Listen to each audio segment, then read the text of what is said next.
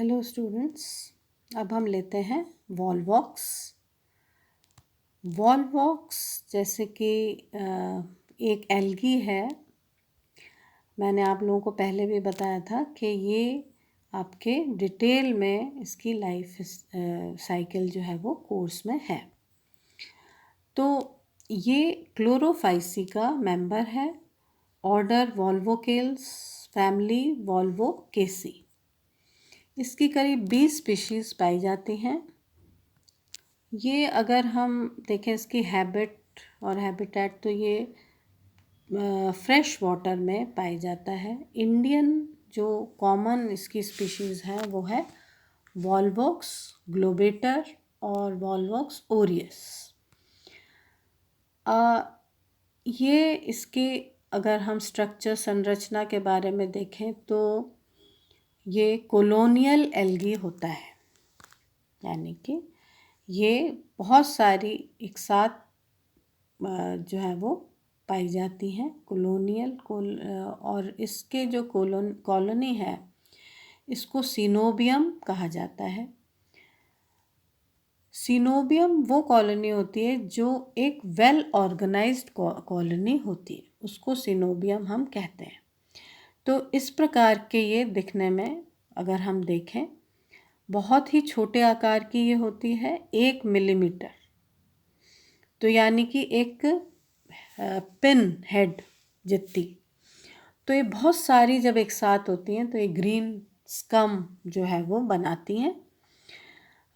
ये Volvox colony अगर हम कम माइक्रोस्कोप के मैग्नीफिकेशन पे देखें तो इस तरीके की दिखाई देती है, जिसमें बहुत सारी सेल्स बीच में चारों तरफ, और ये चारों तरफ ये जो है ये फ्लैजेला हैं और ये जो है वो कोशिकाएं या सेल्स हैं। अब इसके अगर हम एक सीनोबियम जो है वो हम देखें तो अगर हम इसको काटें इसकी कॉलोनी को तो इस प्रकार की कॉलोनी दिखाई देगी, जिसमें बीच में जो है वो स्पेस है, जैसे एक बॉल होती है उस प्रकार की होती है ये।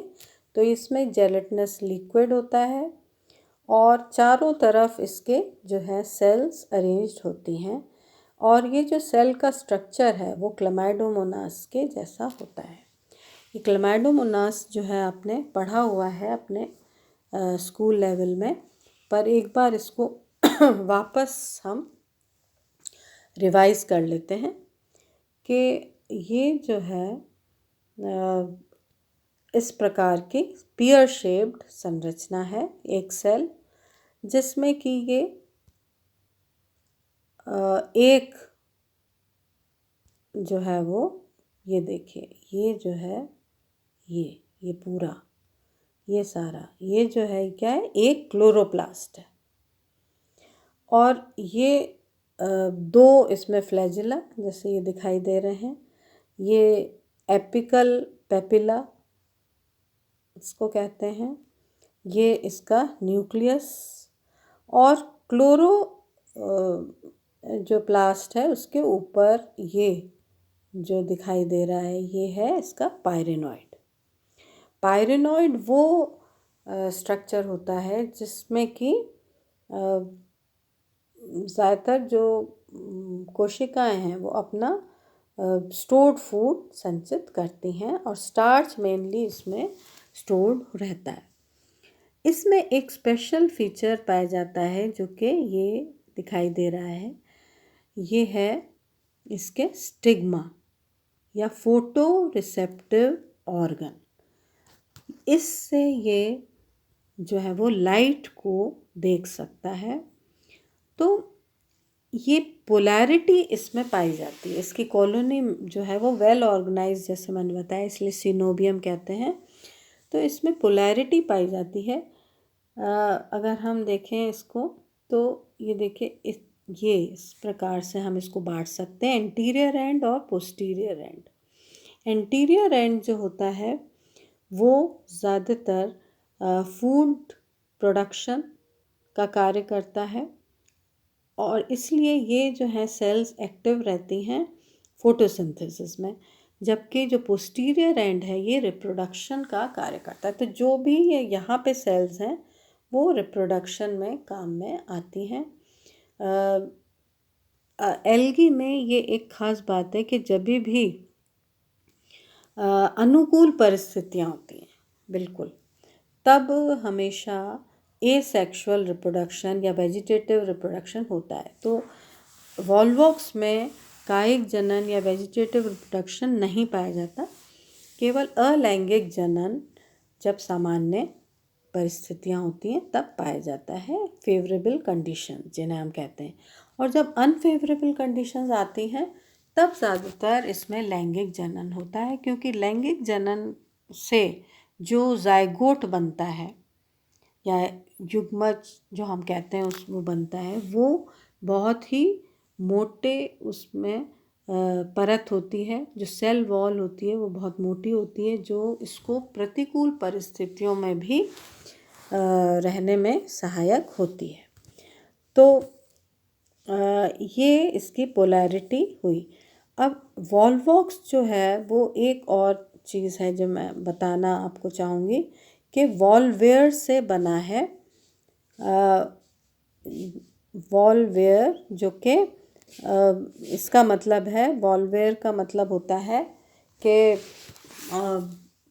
जो लुढ़कने वाला एल्गी, यानी कि जो रोल करता है, ये इस प्रकार से रोल करता हुआ चलता है। तो रोलिंग एल्गी इसको कहते हैं।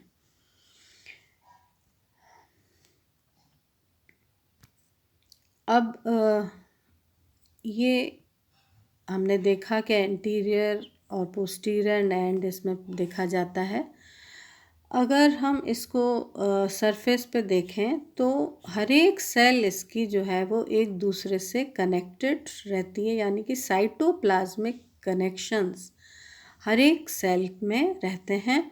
और ये इस चित्र में साफ दिखाई दे रहे हैं, जैसे ये जो है ये साइटोप्लाज्मिक कनेक्शंस बीच में हैं। इससे इसमें जो फूड मटेरियल है उसका आदान प्रदान होता रहता है ना। तो ये इसकी इस प्रकार से कोशिकाएं रहती हैं। ये ऐसे दिखाई देती है इसकी जो सेल वॉल है, वो इसकी पूरी कॉलोनी और सेल वॉल, इस प्रकार की इसकी संरचना है। तो अब इसकी संरचना जो है हमने देखी, उसके बाद हम इसको डिटेल में इसकी जो रिप्रोडक्शन है वो किस प्रकार का होता है ये हम लेंगे नेक्स्ट लेक्चर में।